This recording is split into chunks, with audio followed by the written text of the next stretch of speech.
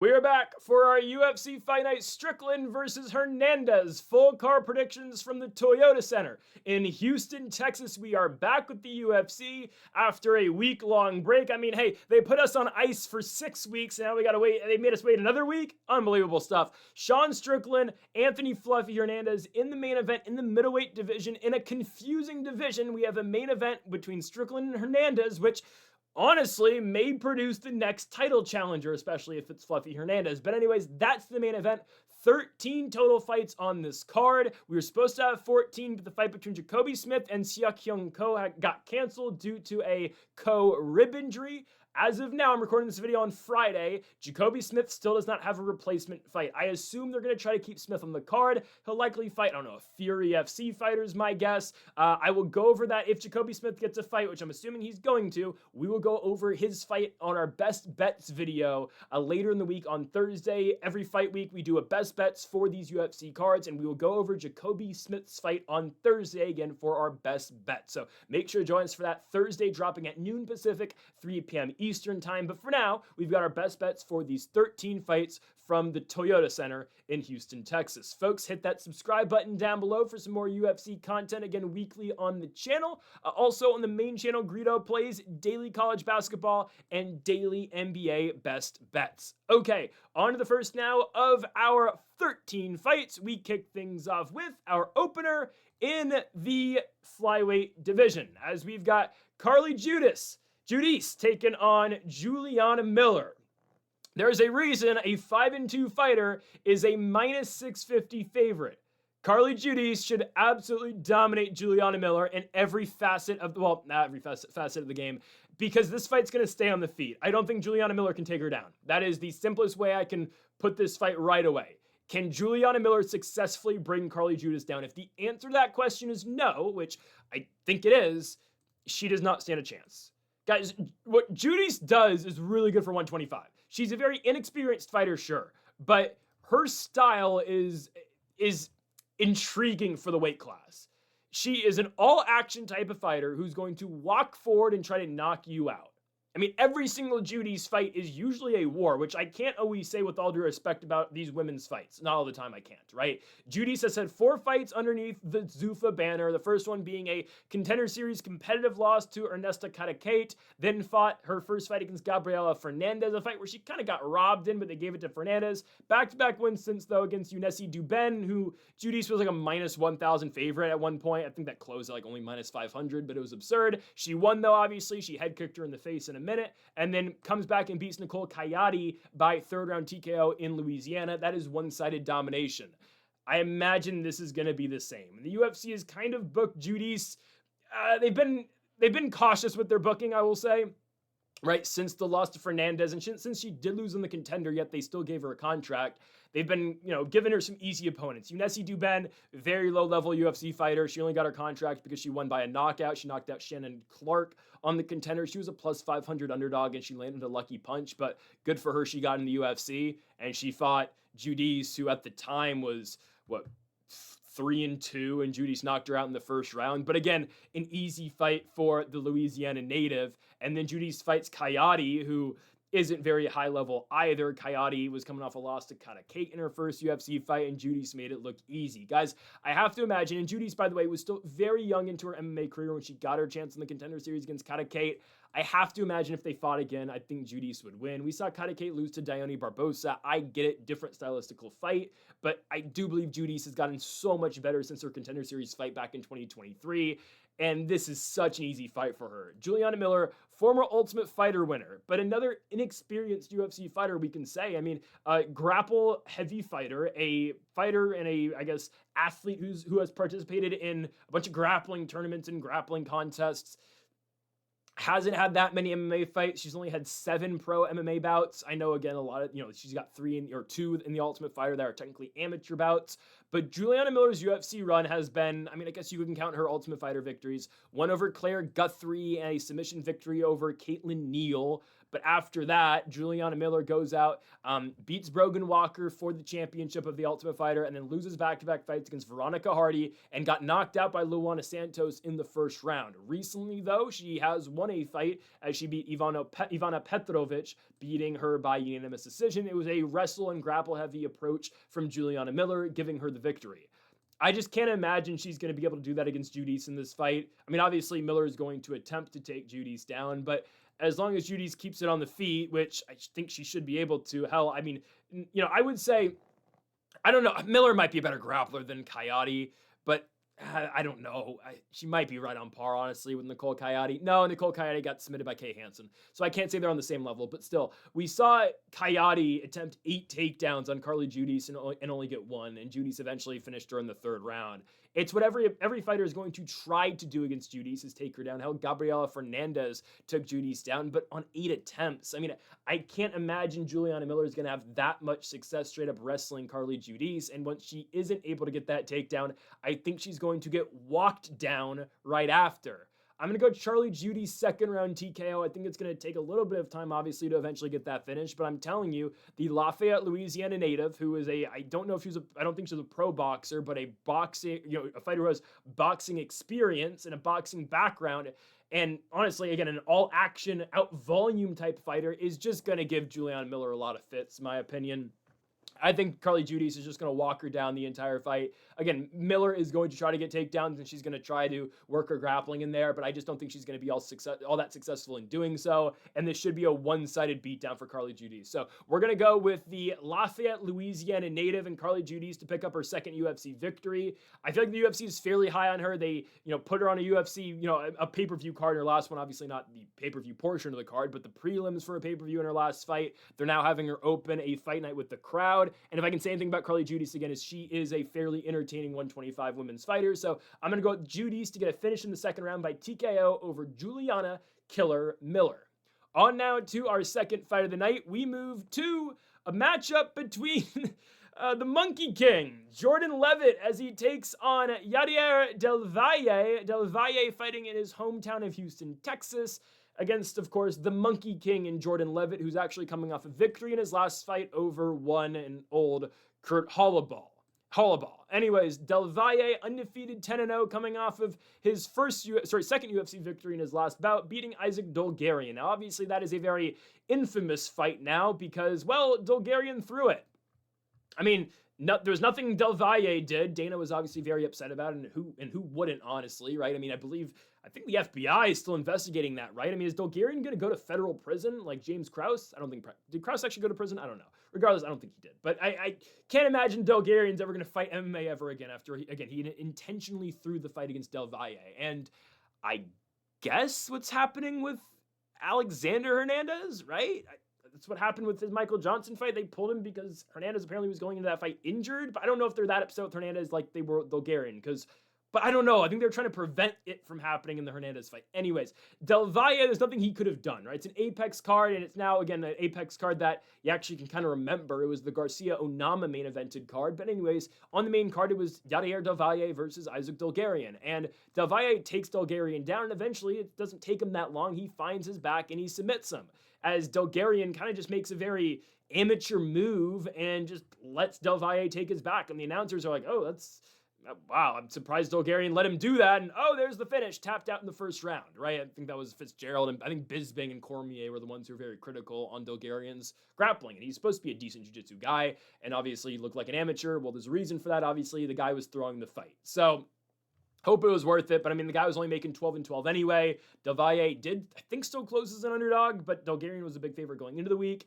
Del Valle probably finished as the favorite. It was absurd stuff. But anyways, long story short, there's nothing Del Valle could have done. Del Valle was still trying to win the fight, and he didn't know Dolgarian was throwing, so a win is a win. But again, it is a tainted second win in the UFC for Yadier Del Valle because, again, he was fighting a guy who's legitimately trying to lose. It's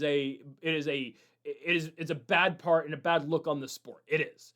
Anyways, Del Valle does have an actual win in the UFC. It was his first bout against Connor Matthews, as he took Connor Matthews down in the first round and submitted him as well with the rear naked choke. Matthews was actually trying, though.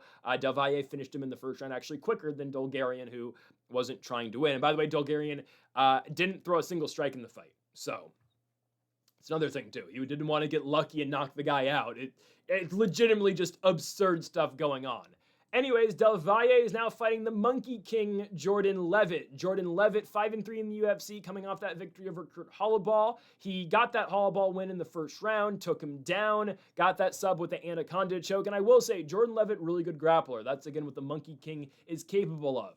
But when he's fighting other somewhat high-level grapplers and younger competition, I do think he's going to tend to struggle. Well, actually, Leavitt's only a year older. It's just, guys, Leavitt's there's no one fears Jordan Leavitt on the feet. He's got good grappling, not great grappling as well. Chase Hooper subbed him on the ground. Obviously, Paddy Pimblett submitted him.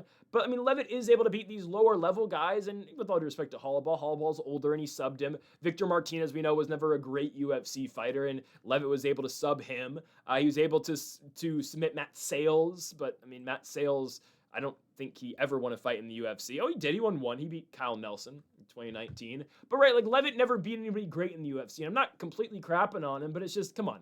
Del Valle should be able to win this one. I think Del Valle has better striking, and Del Valle should be able to find his way on the ground as well if need be, and that's probably where this fight ends up.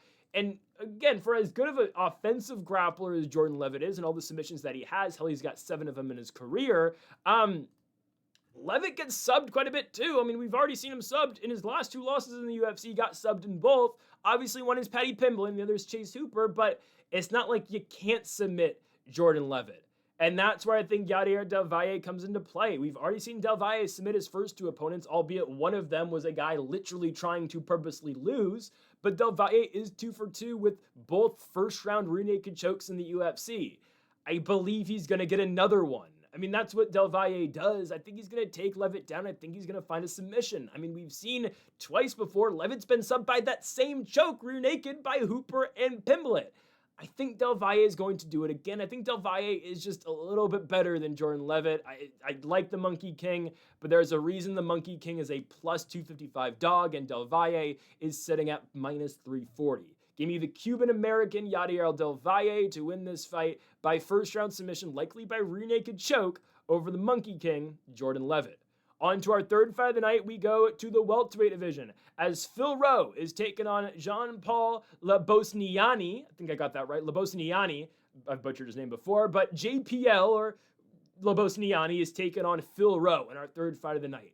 UFC's actually been promoting Lebosnoyani quite a bit already. I'm, again, recording this video on Friday, trying to get this one out earlier on Saturday this week, just because obviously there's no fights this week, but the UFC's done some promoting on Lebosnoyani. I'm seeing them promote him on Twitter and TikTok too, and everything that we watched over the Contender Series, and the commentators were telling us everyone really liked Lebosnoyani. He was at the UFC PI preparing for his fight on the Contender, which he won by knockout, by the way, and apparently he made a really good impression on people at, with UFC brass and UFC PI. I think Dana quite likes him a bit as well. Obviously, White was the one who gave him the contract, and he was going to get it anyways, obviously, because he knocked out his opponent in the first round, and he was fighting a guy in Jack Congdon who he was supposed to finish, as Lebosnoyani was a minus 500 favorite, but that's neither here or there. And, by the way, Congdon was a Cage Titans guy, and there's so many frauds in Cage Titans. I mean, by the way, this dude, Jack Congdon, who Lebosnoyani beat, had a fight over Jay Ellis and a win over Jay Ellis back once upon a time. Regardless, right, Cage Titans is a very fraudulent promotion.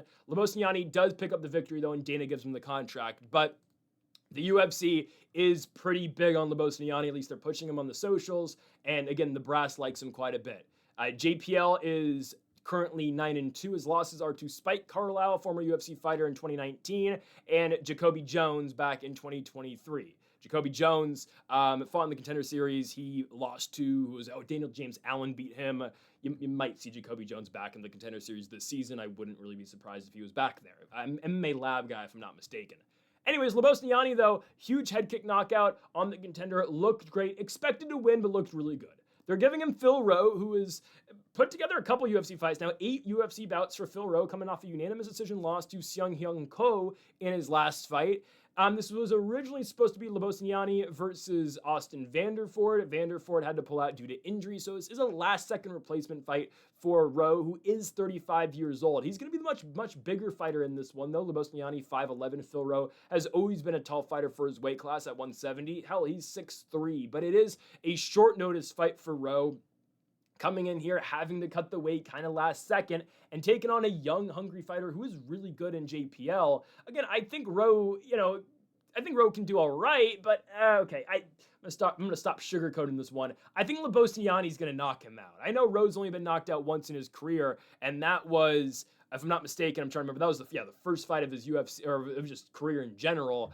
I think JPL is going to be the first. I just don't love Rowe taking this one on short notice, especially at his age. I mean, we talk about primes, and, I don't know how much in your prime you are at 35 in the later stages of being 35 as well. Lebosnoyani, younger fighter, 27, has looked really good so far and has fought some decent competition. Again, got finished, or I think it was, we got finished back in 2023 against Jacoby Jones, but since then, 4 consecutive victories, 3 of which by finish, and the striking looks good. The grappling game is not bad as well. Just an all-around really good fighter that I'm impressed by. I think the more dangerous fight, honestly, would be Austin Vanderford. I know Vanderford's coming off an L, but stylistically, I think that one's a little bit tougher than Rowe. I mean, again, Rowe, not a bad striker, but not really worried about that knockout, that one-punch knockout power. I mean, he's more of a volume type damager of a striker. I mean, again, we've seen late finishes out of him, as he finished Angeloso with a minute left back in 2025, summer 2025, beat Nico Price in the 3rd round back in 2022, did knock out Jason Witt back in 2022, but Jason Witt was never, the biggest name in the UFC. I just think JPL should be able to get Rowe. Rowe's coming in not on a full camp, and I do think he's gonna get chinned. It's just, again, it comes a time, you're 35, you're not getting much better than what you already have been. With all due respect to Phil Rowe, he's never been the highest level of fighter, a Fusion XL guy out of Orlando, but has never been the cream of the crop at 170. And you cut a lot of weight to get to 170. You're a tall guy for 70, but you get a much shorter fighter who's looking to knock your head off in his UFC debut. Yeah, I'm going to go Jean-Paul Lebosnoyani to win this one, and it very much seems like the UFC is pushing for this guy. They like him quite a bit, and I do believe he's going to ride that wave of momentum with a first-round knockout victory over Phil Rowe. Give me Lebosnoyani in his UFC debut to get the first-round finish, again, by knockout. So 3 fights so far on this card, all 3 by finish. Let's see if we can now get a 4th as we stay in the welterweight division for a matchup between Ramiz Brahimaj and Puna Soriano. I will say, think we probably get a finish. It's either, to me, Brahimaj subs Soriano, or Soriano finds that shot and puts Brahimaj down. But I could see a world. I mean, I guess Puna could win this one by decision. But anyways, should be an interesting one. I believe this one's been put together somewhat recently, I think. I don't think this has been a full camp type fight for both guys, but regardless, Brahimaj versus Puna Soriano. I'll give Brahimaj a lot of credit. I didn't think Brahimaj, when he entered the UFC, was going to be this long-term guy that would just stick around for a while. I mean, his first fight ended in horrific fashion, as his ear was literally, detaching from the side of his head. It was falling off because he got cut in the ear by Max Payne Griffin.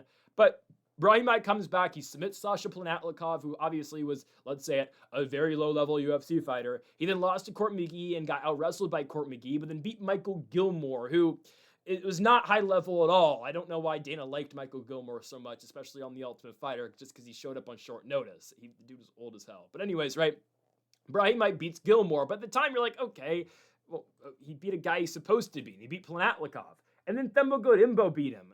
Okay.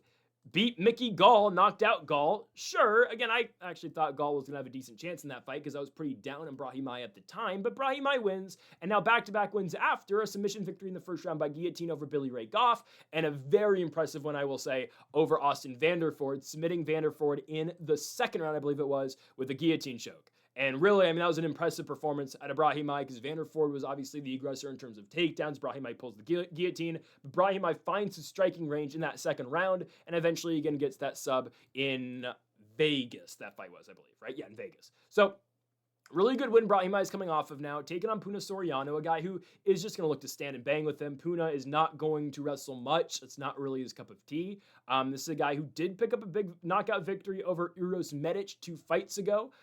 In early in 2025, Medic is obviously in the co-main event of this card, and just 2 fights ago for Puna, he did finish Medic. And last fight for Soriano, a victory over Nikolai Vereknikov, who is coming off a win in his own right, as he just knocked out Nico Price a week and a half ago. So again, Puna's stacking up some victories.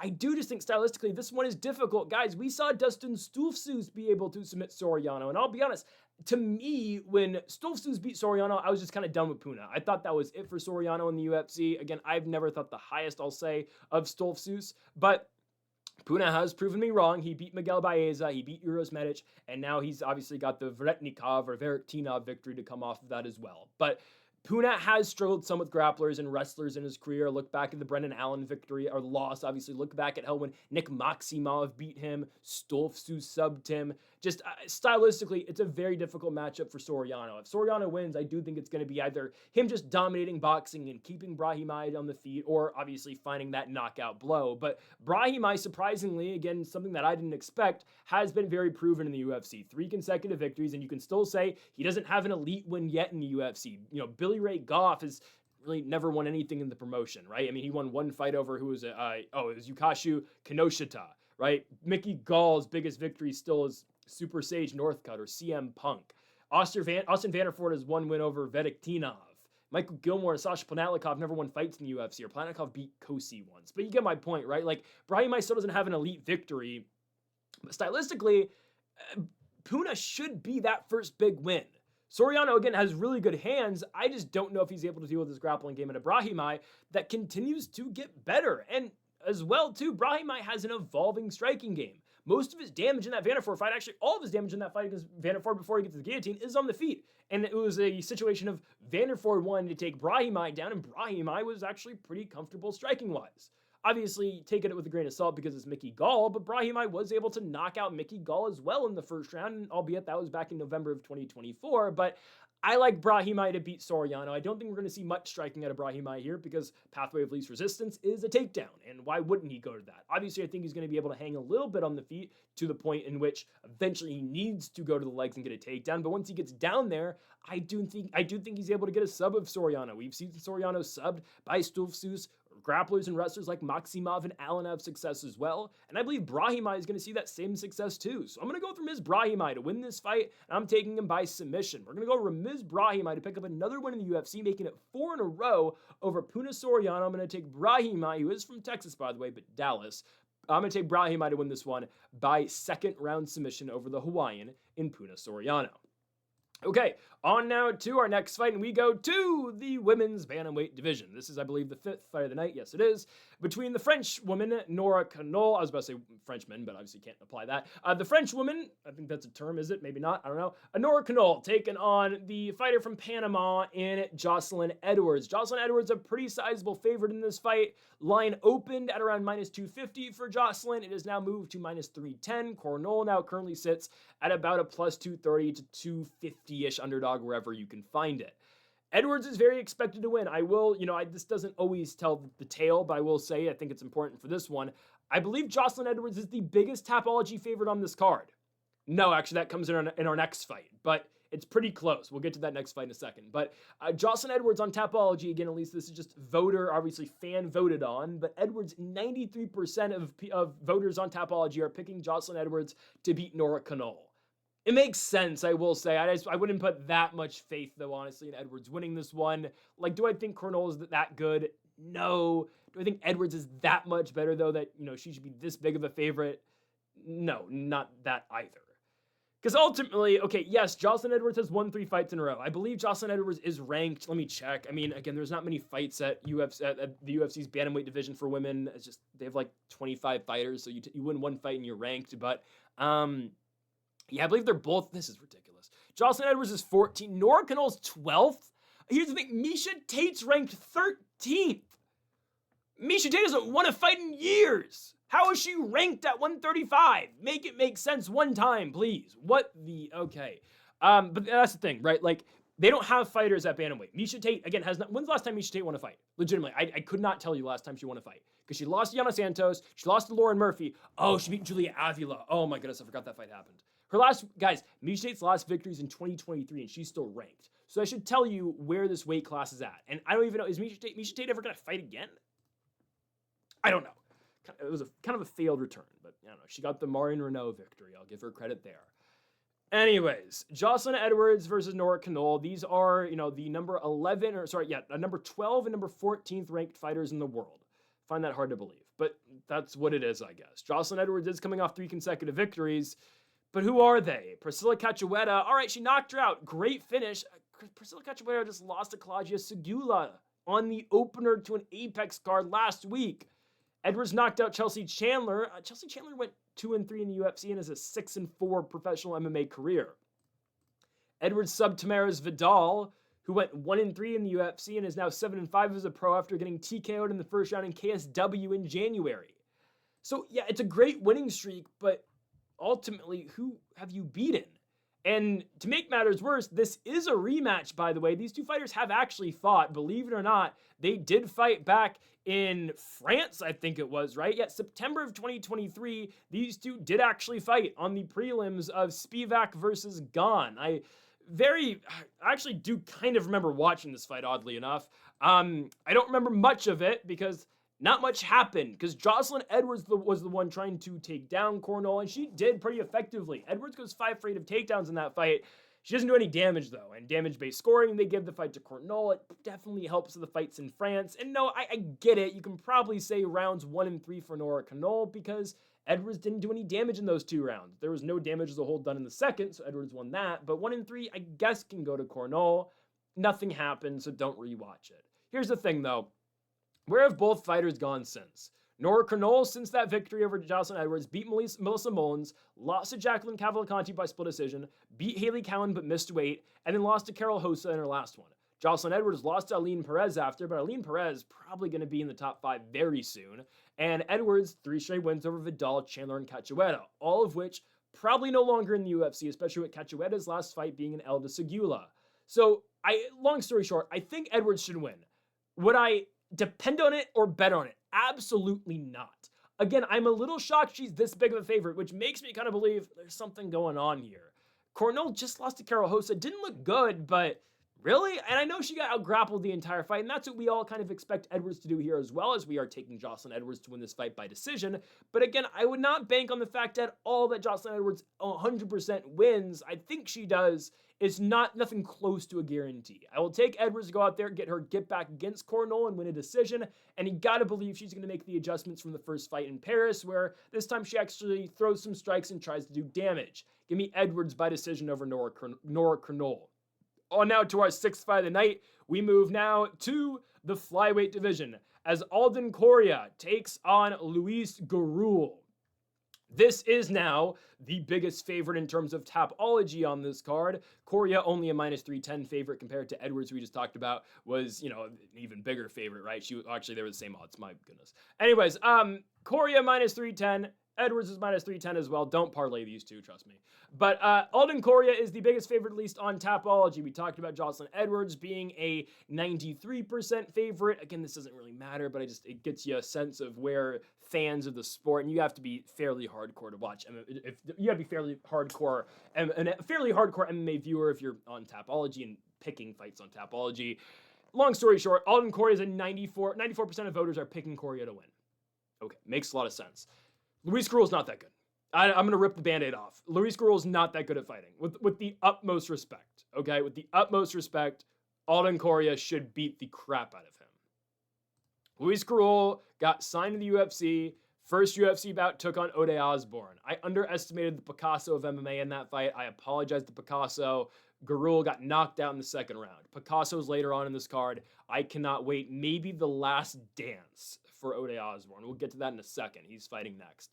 Again, I have some thoughts about that fight, so trust me, we'll get to that in a second. But Luis Gurule's first UFC fight, he's a favorite, big favorite to beat Ode, who's coming off a Contender Series victory, loses and gets knocked out by Osbourne. Then he fights Jesus Aguilar. He's a favorite in that one as well. He was -250 to beat Ode. He was -200 to beat Jesus Aguilar. He loses to Jesus Aguilar. So now Gurule's back, and he's taking on Alden Coria, a guy who I would argue is more dangerous than both of those guys. A guy who can put your lights out at 125 pounds. A guy who's got serious power at 125 and is fast and is an all-action type guy at 125 pounds. Yeah, good luck with this one. Good luck with this one. And oh, by the way, yeah, Alden Coria is fighting in his home state. I don't know if he's actually from Houston or not. I know he's from Texas. Yeah, good luck with that. He did get stripped of the title in Fury after beat Paris Moran, which was little odd, but whatever. He comes into the UFC, beats Alessandro Costa in his first fight. He's a plus 300 underdog to beat Alessandro Costa, and it's not like, oh, he fluked a knockout. No, he was winning. Alden Coria was up 2-0 going into the third round as a plus 300 dog, and he won the fight outright. By the way, both of these guys fought in the same exact card. They fought on the Noche card in San Antonio, the Lopez versus Silva card. And again, Gurule lost in the card. Alden Coria won. What are we doing? Why are they fighting each other? A better fight, honestly, would have been Alden Coria versus Jesus Aguilar. But they got Aguilar fighting Suma Darji on 326. Sure, I guess. Whatever. But right, like this fight honestly does feel beneath Coria. I know it's only a second UFC bout, but I mean, you come in the UFC and you fight Alessandro Costa in your first one. Alessandro Costa is a good fighter, okay? Had a win over Jimmy Flick and Kevin Borjas. And in a weak division, his only losses were Albazi and Urseg. Legitimately, Alessandro Costa was on the outside, very close to being a top 15 ranked fighter. Because he was booked against Matt Schnell, who's always been kind of around the top 15. That was Costa's next step. He was supposed to take on Edgar Chairez on that card. Chairez pulls out the last second. In comes Coria. Coria dominates the fight and eventually knocks him out in the third round. And now you go from that, an experienced UFC guy, a guy who's fought Urseg, to Luis Gurule? I'm telling you, Alden Coria probably makes this fight look really easy. I don't think this one's going to be close. I've already seen Gurule not get knocked out by Ode. Jesus Aguilar looked good in the fight against him. I mean, it's a typical, striking bout for the most part. Aguilar gets the better of Gurule. Aguilar's doing more damage, and Gurule leaves himself open to get hit quite a bit, and big power guys will put you down. Again, Ode, who I think has decent power at 125. I wouldn't say it's great power, but I think it's good power. Put down Gurule and knocked Gurule out. Why wouldn't Coria do the same exact thing? I have to imagine Gurule's going to look to wrestle in this one. I mean, his whole thing is that he's like a wrestle cardio guy. He trains in Denver, so obviously trains at elevation.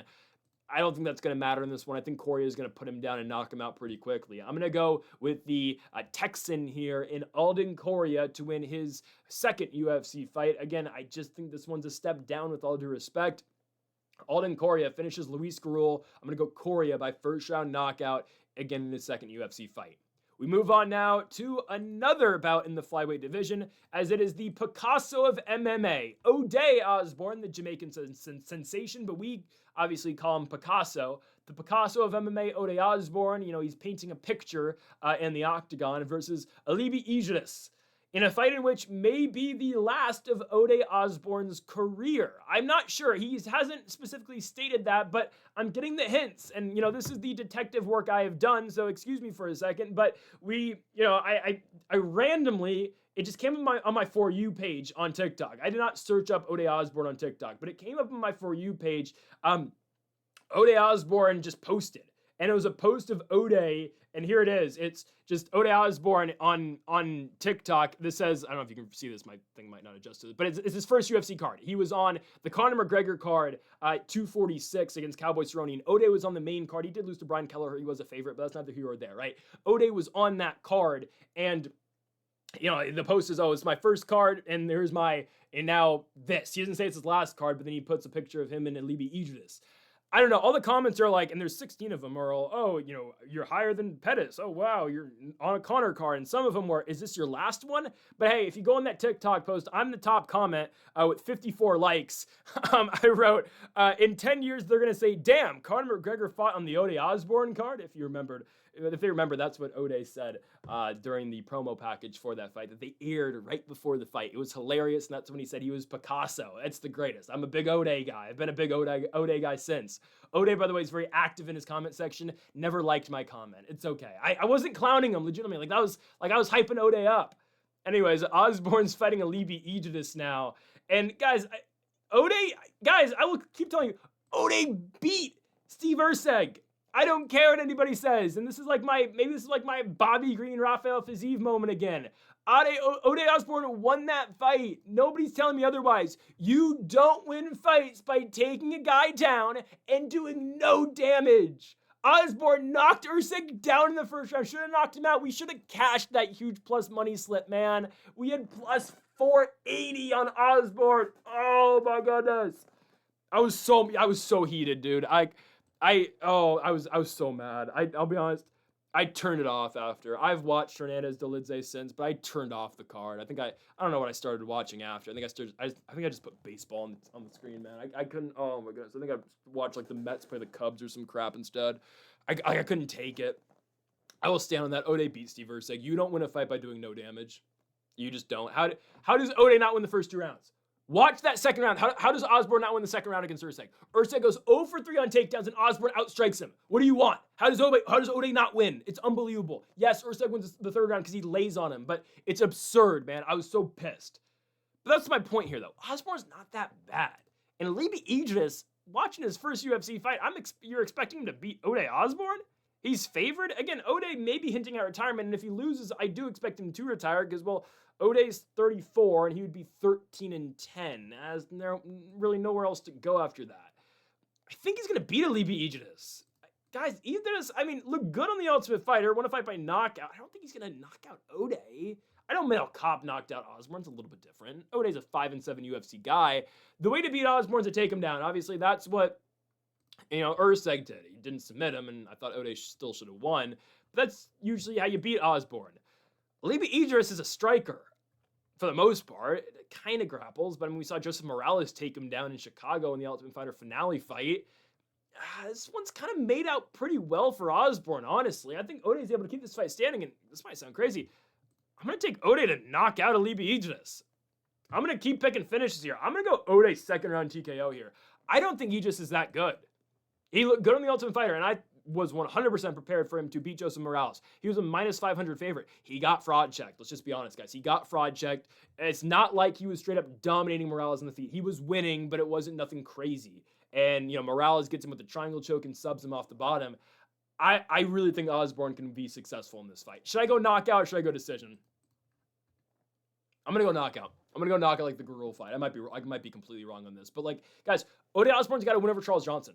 He has power. He's knocked out multiple guys at 125 before. He knocked out Gurule, knocked out Zaruk Adeshev, knocked out Jerome Rivera. He is one of these flyweights that legitimately has knockout power. Ode is a long, lanky guy who has a way bigger reach than a lot of these fighters at 125, and he's a lot bigger than Idris. Idris is listed at 5'6", Osbourne's listed at 5'7". I am telling you, Osbourne is going to tower over this guy. And let's not forget, by the way, too, Ode got completely robbed on Noche against Ronaldo Rodriguez. Ode wasn't the main card of the first and only Sphere card, and they robbed him against Ronaldo Rodriguez. It was ridiculous. You don't win fights by just laying on guys. It's atrocious. Give me Ode Osbourne to beat a Leavitt Idris. I'm not concerned about grappling and wrestling and laying prey in this one. Hey, we're going to put our money where our mouth's at with Ode Osbourne. He's going to knock out Leavitt Idris in the second round. Osbourne wins. Ode money line plus 135. Turn me up. Next up, we go on to a matchup in the welterweight division. Chidi Njokuani takes on Carlos Leal. Hopefully, Leal remembers his steroids this time. What? Sorry, what did that? Never mind. Chidi Njokuani versus Carlos Leal. We've got Bellator versus PFL, I guess, here. Obviously, both guys have been in the UFC for a minute now, especially Njokuani. But kind of a last stand for Chidi, I guess. I know he won 3 straight fights before losing to Jake Matthews and getting subbed by Jake Matthews in a minute. But ultimately, Njokuani is 37, and we've seen the UFC kind of cutting the fat on their roster, even though Njokuani's not a boring guy, so they're not going to get rid of him. But I'm saying they got rid of Jailton Almeida. Now, here's the thing with Jailton Almeida. I address this real quickly. Is he boring? Yes. Is he a top 10 fighter, though, in the heavyweight division? Yes. Is it, should you cut him just because he's boring? No. How does Tai Tuivasa have a job, but Jailton Almeida doesn't? I get it. He's not fun. He's a top 10 fighter. It's an absolute joke. What are we doing? That's not like when they cut Rosenstrike, but they kept Tuivasa too. This company's not serious sometimes, man. Again, I love the UFC, but they do some stupid things sometimes with the utmost respect. Okay, not going to stop watching. I'll say this: UFC's doing a way better job than the PFL. Obviously, this is the headline in MMA. It doesn't get better than this, but I don't give the Jailton Almeida cut. I understand he's not fun to watch. I get it. He's really boring, and he laid an egg in back-to-back fights. Guys, if he had submitted Alexander Volkov, he'd be fighting for a championship in the next month. And since he lost to Volkov, and then, he looked like crap against Kuniev, who, almost beat Curtis Blades, cut him. Okay, whatever. Thing is, Vadim Nemkov's going to beat Jailton Almeida when they fight in PFL. But anyways, Njokuani, Carlos Leal. Yeah, hopefully Carlos Leal remembers the steroids this time, because that Muslim Salikov fight was not it. We were thinking Leal, okay, probably, you know, a legit contender potentially at 170. He's only 31, at the time 30 years old. Rolls in to fight a 40-year-old and got knocked down in 42 seconds. That was absurd, man. There goes the hype on Leal. I'm not completely gonna lay off it. I mean, like, here's the thing. Again, like, I thought Carlos Leal was gonna be really good in the UFC. Let's not forget, Sadibou C beat him twice in the PFL. He got multiple opportunities in back-to-back playoff years in the PFL in 2022 and 2023, and Sadibou beat him twice in back-to-back years and eliminated him in back-to-back years. Yeah, Sadibou won the title in one of those seasons, but just, like, again, like, Leal is good. You can beat him. And Njokuani most definitely can beat Leal. You have to point fight him. That's kind of the best way of doing it. But at the same time, Salikov knocked him out. So, you know what? Maybe you can just walk him down and corner him. You can push him back against the fence and just knock him out too. I don't know. What I expect here is a knockout. Now, what version of Leal will we get? Because we've seen Leal lose. We've seen him lose to C twice. We saw him lose to Hanat Fakhretdinov in a fight that everyone thought Leal won. We've never seen him get knocked out before. Njokuani's an experienced guy. Njokuani's had 37 pro fights. He had 8 fights in Bellator. This is going to be his 10th walk into the UFC Octagon, and he's been in wars. Look at the Gregory Rodriguez fight. Look at the fight that he had against Mario Sosa on the Contender. Look at the fight against Michal Zolshaya. It was fun. The Elizeu Zaleski dos Santos fight. He's been in wars. How does Carlos Leal adapt to that war? And that's kind of what I'm expecting this fight to be. I'm expecting back and forth. Can Leal, you know, deal with the pressure of Njokuani? I'm willing to say yes. I don't think this one hits the mat. Njokuani's never landed a takedown in the UFC. Leal did land one against Fakhretdinov. I'm not expecting him to do it tonight or on Saturday in Houston. Somebody's getting knocked out cold. I know, again, don't love Leal getting knocked out by Salikov. And yes, if he gets knocked out, if he can get knocked out by a 40-year-old Salikov, he can most definitely potentially get knocked out by a 37-year-old chitty bang Chidi Njokuani. I get it.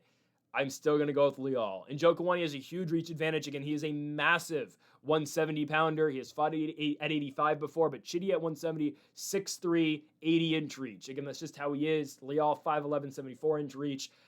I think Leal is able to close the distance. I think he's able to get into the inside. And I think he's able to put Njokuani out and he's able to get to Njokuani, land on Njokuani, and likely also put Njokuani out. I'm going to go with the Brazilian and Carlos Leal to knock out Chidi Njokuani. This is nothing close to a lock. If anything, we are looking at the under for this fight. Again, join us on Thursday for our best bets. We'll look into that even further potentially. But give me the Brazilian out of Curitiba, Brazil. Carlos Leal knocking out Chidi Njokuani. I'm going to go first round. I think somebody's getting knocked out really quickly. I think Leal is going to land first. I think the fact that as well, he's actually, you know, he's the shorter fighter, actually helps him a little bit in this fight. Give me Leal by first round knockout. On to our next one. We move to a matchup in the middleweight division as Michel Pereira takes on Zach Reese. Interesting one. Pereira only a minus 155 favorite. Not saying that is straight up just playable, but I'm kind of surprised he's not a bigger favorite than that. I'm seeing some books currently having Michel Pereira at even minus 140, and the range I usually have, my max I ever play just on a singular bet, obviously, is minus 140 to minus 145. I only take minus 150 when I'm like, you know, 100% to 95 to 100% sure, like it's 100% going to happen. Little surprised Pereira's in this range. It is because he's lost 3 consecutive fights. After beating Ihor Potieria at UFC 301 in Brazil on a main card, he got booked into a main event spot against Anthony Hernandez, a fight that, you know, happened right after, a fight that happened after, oh goodness, I'm blanking. After Anthony Hernandez beat Kopylov, it was, thank you. I looked it up.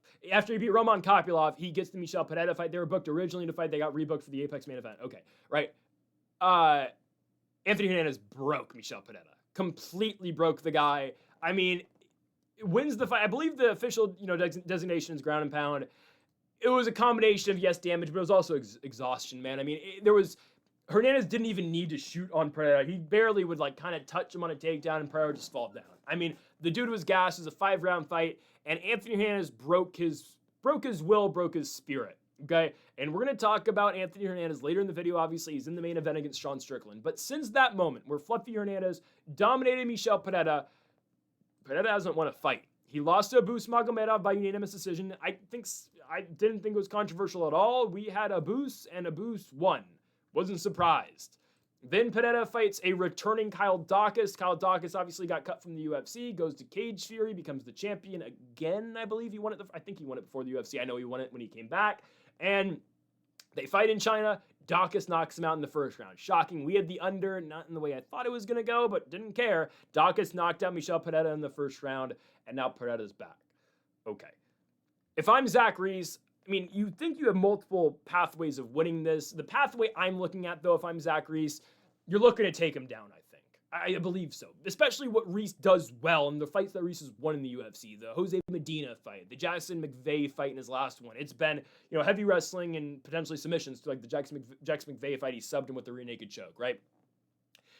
On the feet, I know, again, Pereira's coming off a knockout L. I wouldn't, if I'm Zach Reese, I'm not imagining that I am just going to walk through this guy and knock him out. I know Reese has a knockout victory over, Julian Marquez back in the day, but at the same time, Reese has been subbed by Azamat Bekoyev, and I don't think that's a pathway for him.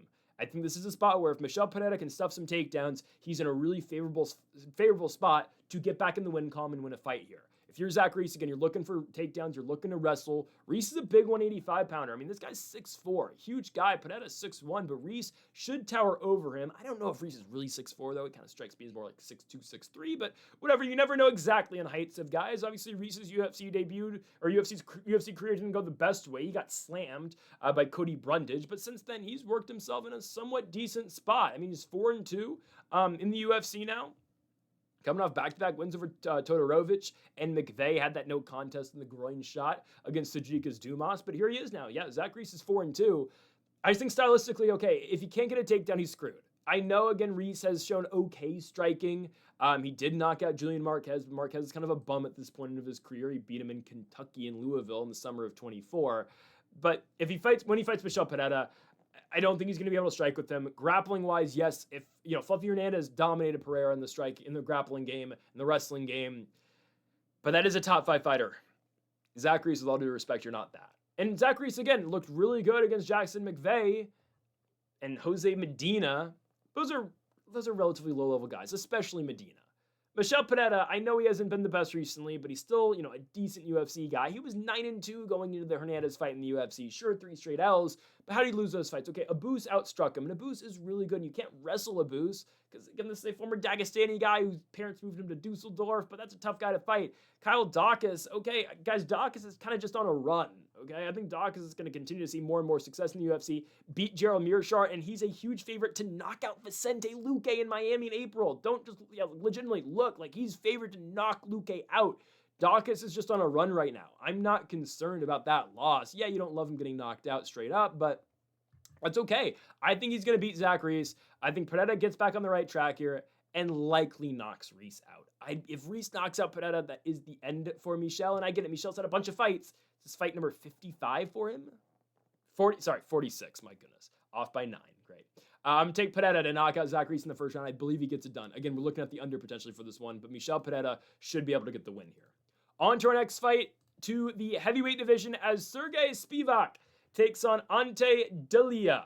Big-time fight in the heavyweight division, as we've got Delija, who is currently ranked, I need to get this one right, is currently ranked 9th in the division, or actually he'll be 8th because Jailton Almeida is going to get dropped from the rankings, taking on Sergey Spivac, who's going to be still ranked 7th in the weight class. So 7 versus 8 here. Rizvan Kuniev goes from ranked 15th to 6th, so there's that. But anyways, we've got 8 versus 7 here on a main card bout in Houston. Delija should be a pretty big favorite, and he is. Delija minus 175. That's not a big favorite, but he is a slight favorite, I guess. Reasonably big favorite. That's not the right way to put it. Delia's favorite. There you go. He's favored to beat Spivac, and ultimately, as long as Delija keeps Spivac on the feet, he'll beat him. That's the way I see it. And that's kind of every Spivac fight. I mean, if you can keep Spivac in striking range, you should be able to beat the guy. Right? We've seen Sergey Spivac's entire career, really, and he's coming off back-to-back L's, though, losing to Jailton Almeida, who, by the way, this is weird. Jailton Almeida is still in the UFC rankings, by the way, and they still updated it after his Kuniev loss. They have Jailton Almeida ranked at 8th. That's 1 below Spivac. He beat Spivac. So Jailton Almeida should really be ranked 7th, and they cut him. He beat Derek Lewis. I'm not saying cut Derek Lewis, but it's like, dude, okay, throw him Taliesin Teixeira, and if he can't beat Taliesin Teixeira, then cut him. Whatever. Delija versus Spivac. Spivac coming off back-to-back L's, losing to Jailton Almeida, losing to Waldo Cortez Acosta. He was supposed to fight Shamil Gaziev back in Qatar. He pulled out due to an illness last second. In stepped Waldo Cortez Acosta. He knocked out Gaziev, and now Spivac walks into this fight with Ante Delija instead. Last time Spivac won a fight, he submitted Marcin Tybura back in 2024, and he submitted him with an armbar in the first round. Tybura's kind of washed now. He's still ranked, though. He's 10th, but he's going to fight Valter Walker, and he's probably going to get his heel snapped off in a couple weeks. But anyways, that's Spivac's last win. Before that, did beat Derek Lewis back in 2023. Can Delija stuff a takedown? Absolutely.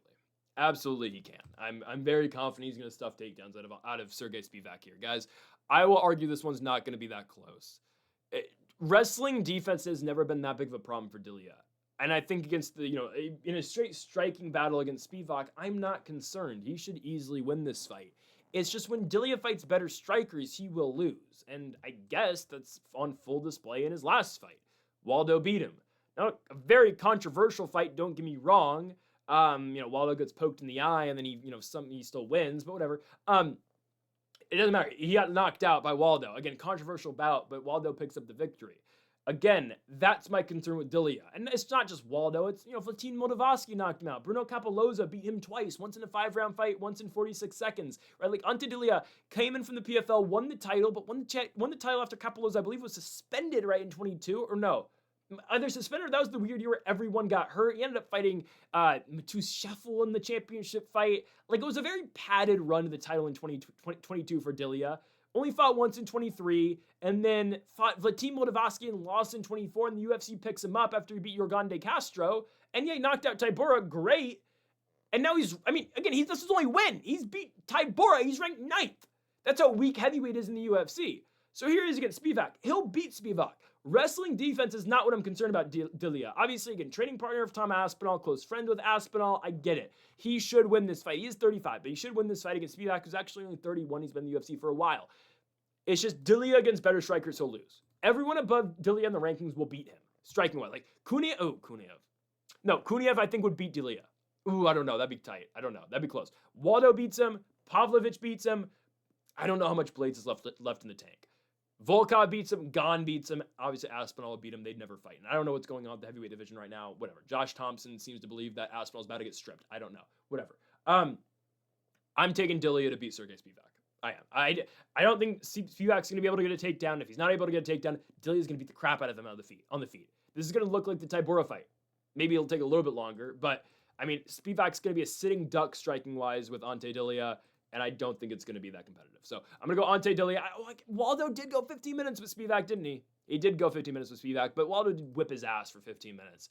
I think Delija is going to find that shot, and he's going to knock out Spivac in the first round. Give me the Croatian Ante Delija first round knockout over Sergey Spivac. On to our featured fight of the night. We move to the featherweight division as we've got Dan 50K Ige taking on Melk Costa.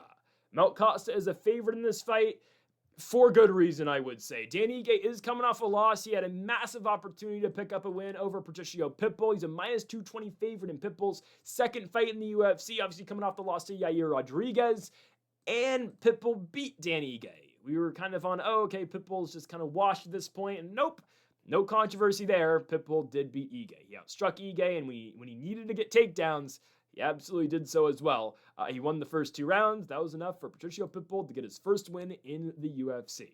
So now Ige goes down the ladder, and he's taking on a young and hungry, very good fighter in Melk Costa. Melk Ezekiel Costa, Melk for short. Yeah, Melk Costa's now won 5 fights in a row. Started his UFC run 1 and 2, comes into the promotion, loses a fight on short notice to Thiago Moises, beat Austin Lingo, expected. Lost to Steve Garcia, who, look at where he's at now, and then bam, 5 straight victories, a submission victory over Shailon Nordin-Becca, a victory against Andre Techifili, C-Rod victory by decision, Julian Rosa decision win, and the last victory, by far the best one, head kicking and knocking out Morgan Chartier. That's big time.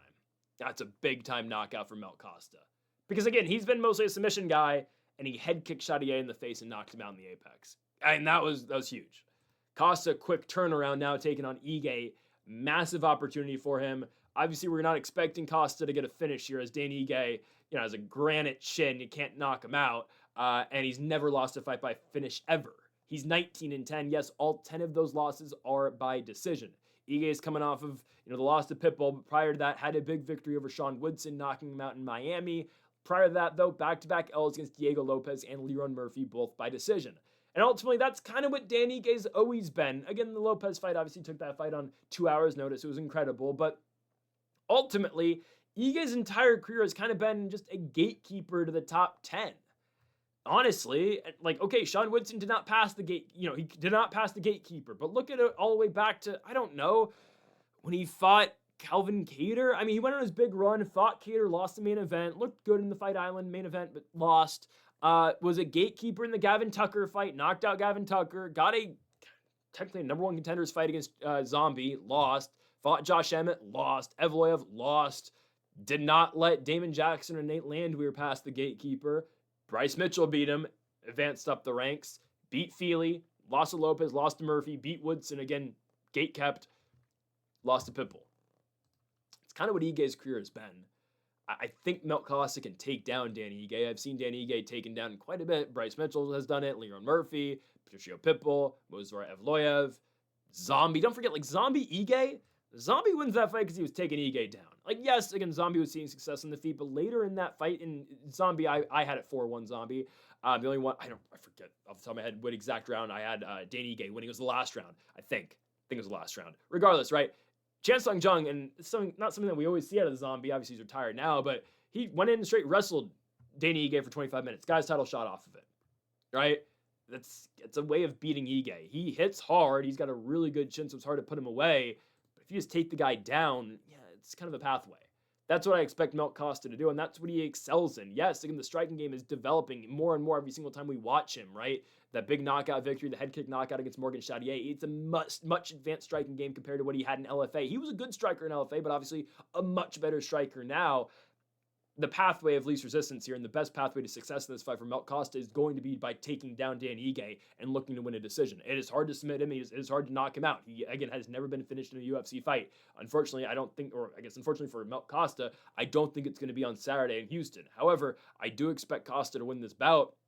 I think takedowns are going to be huge against Ige. I know Ige, again, has been known for, late pushes in fights. The cardio is not bad. I get it, right? Won the third round against Diego Lopez. Did knock down Leron Murphy in the first round. He's in the first round of their fight. He has moments in fights. I get it. I just don't think he's going to lose. I don't think he can beat Melt Costa here. I think we see a wrestle-heavy approach out of Costa, and I think he gets it done. Ige is getting older, too. He's 34. Give me the Brazilian Melt Costa to beat Dan 50K Ige by unanimous decision. On to the co-main event, a fight where I believe the UFC is expecting a knockout. I'm kind of expecting a knockout too.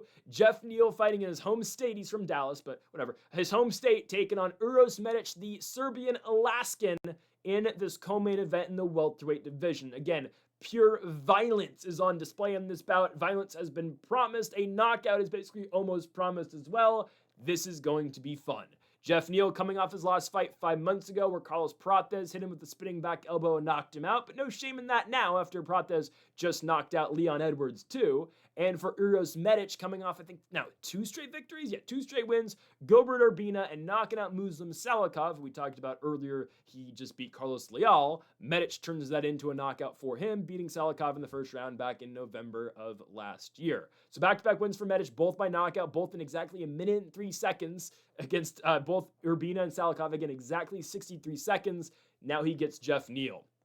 We did mention it earlier too, though. Uros Medic, just 3 fights ago, got knocked out by Puna Soriano. Soriano knocked him out with the right hook in the first round in 30 seconds. So it's not like Medic is unbeatable in the feet. Again, he's a good striker. But we've seen guys knock him out before. Or I guess Puna knock him out before. But again, Medic, he's gonna win. He's gonna always win by knockout. He's never been to the scorecards, and that's why, again, this fight's where it's at. All violence, all action type of fight in the co-main event. Jeff Neal, prior to the Carlos Prates fight, beat Rafael Dos Anjos, leg injury from Dos Anjos in that fight, but again, it's a win, a TKO victory for Hands of Steel Neal. Prior to that, back-to-back L's against Ian Machado Gary in a pretty boring fight, but I thought Ian Gary won, and Shavkat obviously got him with the standing rear naked choke. Prior to that, Jeff Neal did beat Vicente Luque in the fight in which Luque had internal brain bleeding in.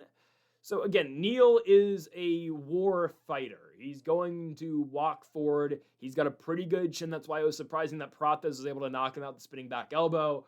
But usually Neal can walk you down. He can usually find a way to find that big shot on you. Again, though, you never know how a fighter is going to respond after that type of an L. He did get knocked out against Kevin Holland back in 2017 in the regional scene, but it has been, 8 years since he's been knocked out, and Prates put him out bad. Put him out very bad. So we shall see how he responds. Again, Medic has been knocked out before too, so we are expecting a knockout either way in this bout. I think Jeff Neal's getting the knockout, though. I think Neal is just on a higher level than Uros Medic personally. I think it's a levels fight.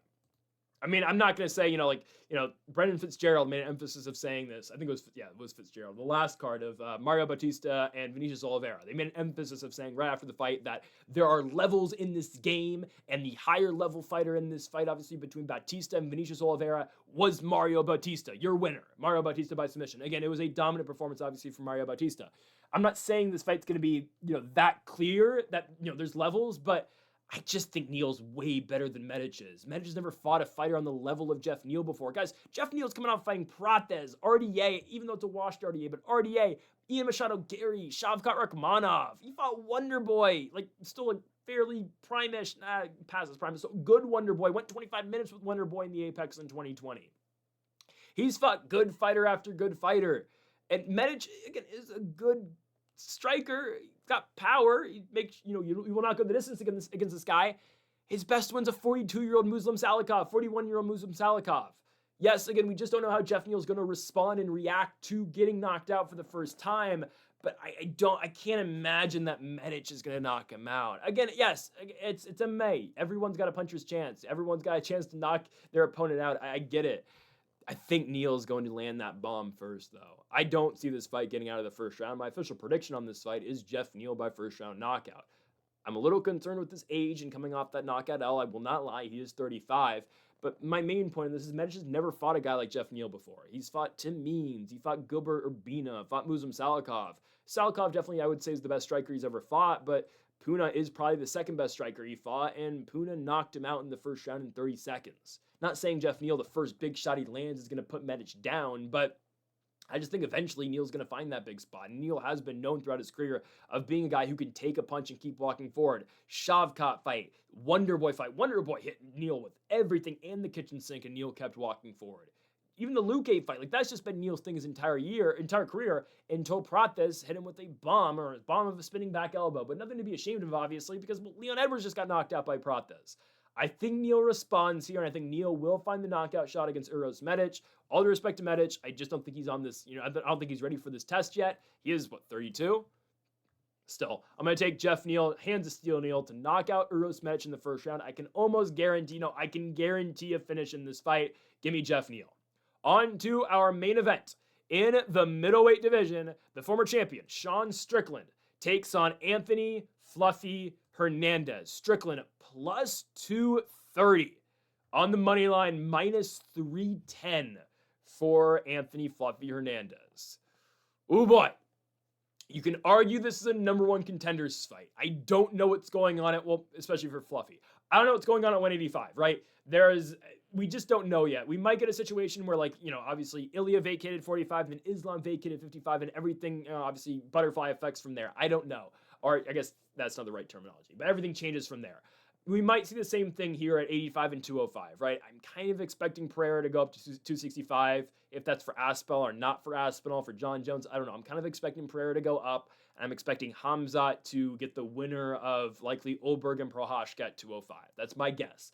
I don't think Hamzat's ever fighting at 85 ever again. Hell, the guy doesn't fight in general. I mean, we knew that as soon as he won the belt. He took 0 damage against Dricus du Plessis, and yet there's no word of him fighting. He probably will not fight. My guess is October. I think we're going to see Hamzat again in Abu Dhabi. It's absurd. It's ridiculous, but that's just whatever. Don't get me started. So I don't think he's ever going to defend the 185 belt. I'm expecting the UFC to still do du Plessis versus Brendan Allen. That's my guess. And there's a world now where you get the winner of this fight fighting the winner of Allen versus du Plessis for a vacant title. I know what you're thinking. What's happening with Nasruddin Imavov? Your guess is as good as mine. I don't know. Maybe they should really do Imavov du Plessis instead of du Plessis Allen, but I'm seeing Allen versus du Plessis being talked about. So I don't know what happens to Imavov. Honestly, Imavov should be fighting DDP. Maybe they're just going to do straight up Imavov DDP for the vacant title of Hamzat. leaves the division. They could do interim. I don't know. The thing is, there's been no word on Hamza. The only time we've seen Hamza is when he got in that backstage fight with Ian Gary. That's the only thing we've seen out of Hamza. It's unbelievable what, Hamza gets to do with this promotion. What happened to kill everybody? You don't fight. Whatever. Like Vegas and the betting odds are expecting him to go up to 205. That's where I think he's going to, go next. Anyways, Strickland versus Hernandez is still a massive fight for the weight class. Anthony Hernandez, my goodness, has not lost a fight since he got TKO'd by Kevin Holland back in 2020. Since then, Hernandez has put together, I believe it is 8 consecutive victories. I could be wrong. I think it's 8 straight wins, 7 straight wins. Nope. 8 straight wins after losing to Kevin Holland back in 2020. Rodolfo Vieira, where he came back and submitted the black belt Hunter. Decision victory over Josh Fremd. A submission win over Marc-Andre Berrios. TKO victory over Edmund Shabazian. Submission win in Anaheim against Roman Kopylov. TKO victory, obviously, where he broke Michel Pereira in 5 rounds. Beat Brendan Allen in a co-main event, and I believe in Seattle by unanimous decision. Submitted, my goodness, Roman Dolidze and dominated Roman Dolidze. Fight was not competitive in August of 2025. Was supposed to fight Rainer de Ritter in October. He got injured, so Brendan Allen stepped in and beat RDR, throwing a wrench and everything. And now here is Fluffy taking on Sean Strickland, who's finally off of suspension that he received after a Tough Enough card where he fought the guy in a regional guy who won a fight who, said something to Strickland's corner. Okay. Sean is back for the first time in over a year. Strickland is a very active guy. Again, has just been waiting, I guess, off of that suspension. Has not fought since February of 2025, where, of course, he got his rematch for the UFC Middleweight Championship, and obviously he lost to Dricus du Plessis. He, prior to that, beat Paulo Costa in a fight that he easily won 50-45, or I guess 49-46, you could say, probably 50-45. One judge randomly gave it to Costa because reasons. Obviously, Strickland won that fight by split decision. Prior to that, du Plessis lost for the belt, where he lost the belt for the first time, or just lost the belt in general. And obviously before that, one of the biggest upsets ever, beating Israel Adesanya down in Australia. Okay. Strickland Hernandez here. Strickland is getting older, but only 34. Hernandez, you know what he does. Pressure, pressure, pressure. He's going to take you down. He's going to break your will. Striking, is not bad out of Anthony Hernandez, but obviously his game is all on the ground. He's trying to overwhelm you and break you. Okay. This might be a hot take. I'm taking Sean Strickland. And I need to say that before I fully break the fight down, because that's how I'm going to kind of break down the fight now, saying that I'm taking Sean Strickland. That might be a controversial take. I understand. I think it's a hot take, sure. I'm taking Sean Strickland to beat Fluffy Hernandez by decision. Here's why. I don't know if he can just straight up maul Sean Strickland on the ground. Who has just straight up taken Sean Strickland down and held him down the entire fight? Because I'll wait. I'm legitimate, like, Strickland's entire career, who's done that to him? I've seen Strickland outstruck, right? I've seen Alex Pereira knock him out. I've seen du Plessis very much outstrike him in the second fight. Broke his nose in the second fight. First fight competitive. I know DDP won on takedowns, but it's not like DDP was holding Strickland down in that fight, right? He got some takedowns, but it's not like he held him down. Strickland has an ability to get back up to his feet. I know it's different when you fight Hernandez, but I just don't think Hernandez is going to have that much success wrestling Sean Strickland. All of Strickland's losses are because he was getting beat on the feet. Ponzinibbio back in 2015. Usman knocked down Strickland. Yeah, he out-wrestled him too, but I mean, he did win on the feet as well. He was just clearly outmatched, and that was Kamaru Usman on his ascent to the World Championship. Eliseo Zlesky dos Santos knocked out Sean Strickland, and that's it. Jared Cannonier, Strickland won that fight. So, I don't know. I think Strickland's going to win. I know it's Sean Strickland in the big 2026. I know people are kind of fed up with Strickland at this point because, the gimmick's gotten a little bit old, I will say. But yeah, I don't think Hernandez is going to win. Hernandez looked good. Yes, beat Michel Pereira, beat Brendan Allen, beat Roman Dolidze. This is a big step up, man. Regardless of what you think about Sean Strickland, this is a massive step up in competition. Sean Strickland won the title from Israel Adesanya. Had a very competitive first fight against Dricus du Plessis. I get it. That's the old guard in the division, and I don't know, hypothetically, if Hernandez fought Izzy right now, does he win? Probably. But, you gotta think about when Strickland beat Adesanya. And these, he beat Nasruddin Imavov. I get it was at 205, but beating Imavov as well, I don't think Hernandez is just going to be able to go in there, out-wrestle him the entire fight, and maybe get a submission. I think we're underestimating what Strickland can do defensively with his wrestling, and even Strickland's grappling as well. That's an underrated part of Strickland's game. Not because I'm saying it's underrated because, he can do it himself. No, it's just because Strickland will stuff takedowns, and that's all he does. He consistently just drills stuffing takedowns because he wants to fight on the feet. He wants to do the man dance. That's Strickland's thing. For you guys, we're gonna go to war tonight. For you effing guys, right? That's Strickland's thing. We're gonna square off in the middle of the octagon, and we're gonna try to effing kill each other for you guys. For you effing guys. We're gonna do the man dance. Like, that's Strickland's thing. But he can't do that if he can't stuff takedowns. And I get it. Duplessis saw some success in the first fight in Canada, but still, like, I don't think Hernandez is gonna be able to hold him down. Like, maybe he gets him down. I think Strickland can work back up to his feet. If I'm wrong, I'm wrong. Because if I'm wrong, I'm going to be very wrong. I will say that. Like, it's either Strickland does what I think he's going to do. He's going to stuff takedowns and get right back up to his feet, or Hernandez can consistently take him down and Hernandez submits him. There's no other way about it. This is not going to be some long, drawn-out war for 25 minutes that's uber competitive. No. It's either I'm completely right here or I'm completely wrong. Either Strickland stuffs every single takedown and he does the man dance with him on the feet and beats his ass for 25 minutes, because I don't think Hernandez can hang on the feet with Strickland. Even though I know Strickland's, jab, teep, jab, teep, jab, teep. I get it. I still think that's tough for Hernandez to deal with. You may not like it, it might not be the most entertaining, and I get it. Strickland says we're going to go to war, someone's going to die in there, and, he jabs and teeps the entire fight, but that's what Strickland does. That won Sean Strickland a world championship. I get it. He threw the big right behind it and knocked down Izzy, but you get my point, right? Strickland is tough to deal with when he does that. It's, it may not be the man, that's his version of the man dance, but it's not a war, but that's what Strickland does effectively, right? That's tough for Hernandez for 25 minutes. So either that happens and Strickland completely wins in the feet, or Hernandez is able to take him down. And Hernandez just is that good. Take down Brendan Allen. That's great. Brendan Allen's got good wrestling. I get it. Michel Pereira. Roman Jalidze, not really wowed by that. The only victory I really like out of Hernandez, again, he looks good in all these fights, but the only, opponent that I really like him beating is Brendan Allen. A 3-round fight. It wasn't that great. Yeah, he wins. Nothing happened. Take a Strickland. Going Sean Strickland. I think Sean Strickland's going to stuff takedowns. I think Sean Strickland's going to keep the fight standing. And I think he's going to jab and teep his way to a 50-45 decision. I'm going to go 49-46. I think Hernandez will have a round. And I get it. I always say it. I'm the biggest advocate of this.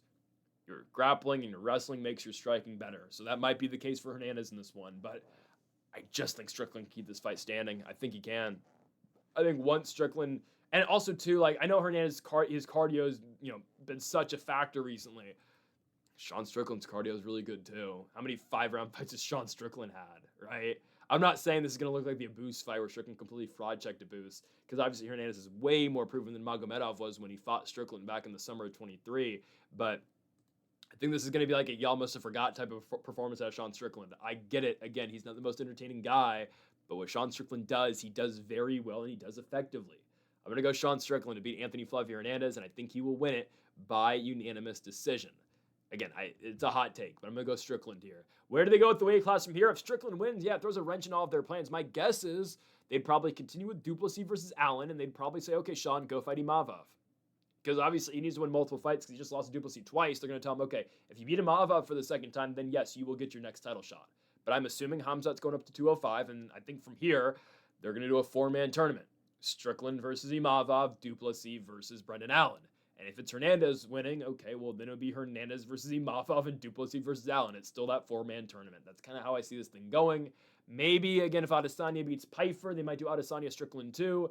I'm more leaning if Hernandez beats Strickland, I think then they do Adesanya Strickland regardless of what happens in Adesanya versus Pfeiffer. I think Izzy beats Pfeiffer, though. Again, we'll get to that later in the year in Seattle. Anyways, I am going Sean Strickland. I believe he is incredibly tough to take down still. I know Duplessis was able to do it, but I think he's able to, again, jab and teep his way to a victory here. Again, either I'm fully wrong or I'm fully right. I'm gonna put some confidence in Tarzan Sean Strickland to win after a year off and a suspension. It can be Sean Strickland to beat Anthony Fluffy Hernandez by unanimous decision. Folks, thank y'all for watching our UFC Fight Night Houston Strickland versus Hernandez full card predictions. If you have not yet, though, make sure to hit that subscribe button down below for more. Make sure to leave a like if you did enjoy the video, and make sure to comment if you did disagree with any of the picks. We'll be back we'll be back on Thursday for our UFC best bets for this card, and next week as well for UFC Mexico Fight Night Moreno versus Kavanaugh. Who the hell decided that was a good idea to make that fight? That's unbelievable. We'll be back next week for that. Best bets later in the week. PFL's off for another month because, of course, they are. Folks, thank y'all for watching. Make sure that subscribe button down below for more. Again, like the video and comment if you disagree with any of the picks. Folks, thank y'all for watching. And Mamba, forever.